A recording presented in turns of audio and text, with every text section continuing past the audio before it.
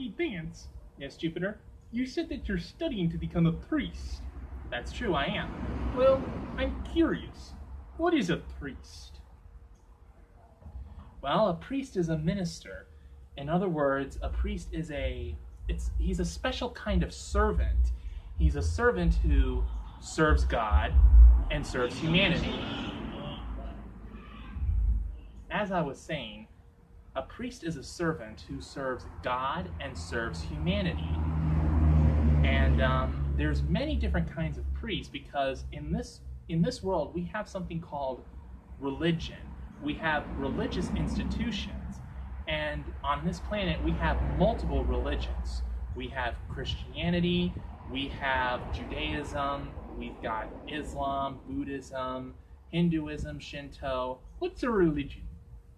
Basically, a religion is pretty much an organized institution that is comprised of many different people who have similar beliefs when it comes to things that are spiritual or metaphysical.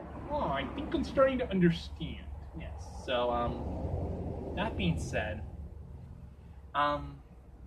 so there are most religions in our world do have priests, like Christianity, Buddhism, Hinduism, Shinto. I would say that most religions in our world have priests, but there are other religions that don't. Judaism has something called a rabbi, and Islam has, I never know if I pronounce this word correctly. Iman? The Islamic religion has imams. I have no idea what that means, and I'm not even sure if I pronounced that right, so don't quote me on that. And like I said, Christianity has priests, and I'm studying to become a Christian priest. But Christianity is a very unique religion because, there are many different groups within the Christian religion. You've got Catholics, you've got Orthodox Christians, you've got Protestants and non-denominational Christians. I would say that most Christian churches don't have priests. They usually just have pastors, or what they're called preachers, or ministers, simply just ministers. But those Christian churches that do have priests, those are churches like the Roman Catholic Church, the Eastern Orthodox Church, the Anglican Church, and if I'm not mistaken, the Lutheran Church. And I'm becoming a priest. I'm studying to become a priest in the Anglican Church, and one reason why is because I feel a calling to the priesthood, but at the same time, I don't feel a calling to a life of celibacy. And what that means is that, in the Roman Catholic Church, which is the largest Christian denomination in the entire world, their priests are not allowed to get married. Why not? Well, I think the reason is because, they feel like they're called to something much higher that requires them to have all their attention focused on the parishes and the dioceses and even archdioceses that they're responsible for, and somehow they feel that having wives and children somehow compromises their focus and their attention, and they just, they feel like they need to focus more on the church and those that are committed to their charge, so they just decide that it's better to not get married. But not all churches think like that. Like I said, the Anglican Church allows their priests to get married if they decide to do so. And since I do feel a calling to the priesthood, but I don't feel a calling to a life of celibacy, I feel that the Lord has led me in this direction to be a priest in the Anglican Church.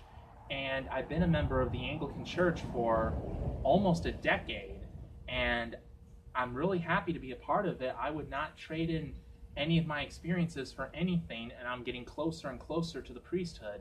Right now I'm trying to earn my bachelor's degree before I can get my master's degree, because in this world, if you're going to be a priest in a Christian church, you have to go through 4 years of studying at an accredited college or university and get your bachelor's degree in, I would say, like in the fields of philosophy or history.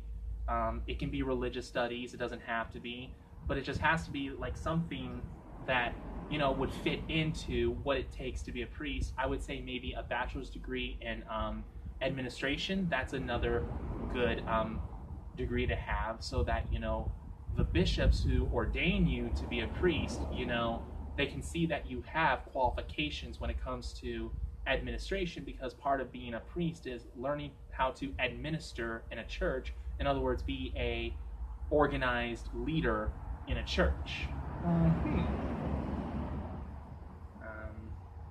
And then after you get that bachelor's degree, then you have to go to seminary, a religious school, for 3 more years to earn your master's degree in mainly divinity. I think it can also be theology, but I think it depends on the church that you're a member of, what diocese that you're under.